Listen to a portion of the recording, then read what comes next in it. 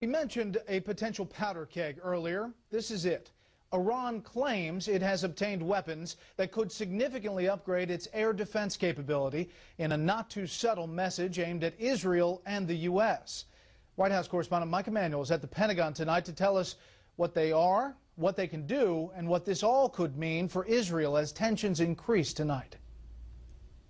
The Iranian regime claims it has obtained 4 S-300 long-range surface-to-air missiles, which, if true, would significantly boost Iran's ability to defend against airstrikes on its nuclear facilities. Tehran claims it received 2 S-300s from Belarus and 2 from another source. Russia had a deal to sell the missiles to Iran, but Moscow has publicly declined, citing UN sanctions. Belarus, I believe, has denied that, and I would point you to that report. Pentagon officials say they have not seen enough credible evidence to believe the report.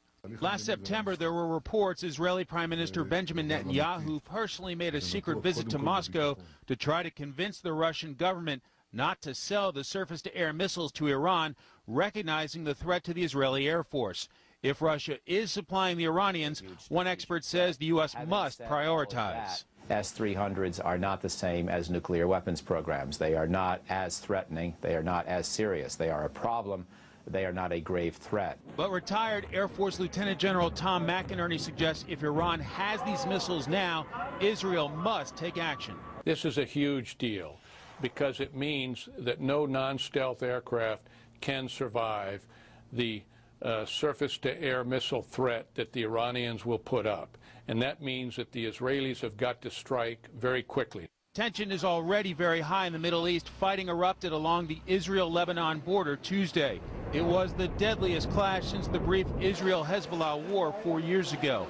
Prime Minister Netanyahu warned Israel will continue to respond to threats with force.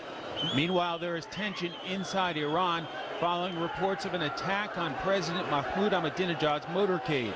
The government quickly insisted it was a fan setting off a firecracker because he was excited to see his president, or perhaps something more. But I don't think anybody should underestimate the extent of the opposition inside Iran, opposition based on failed economic policies, based on desire to have a different kind of life than the strict rule of the clerics that they've endured.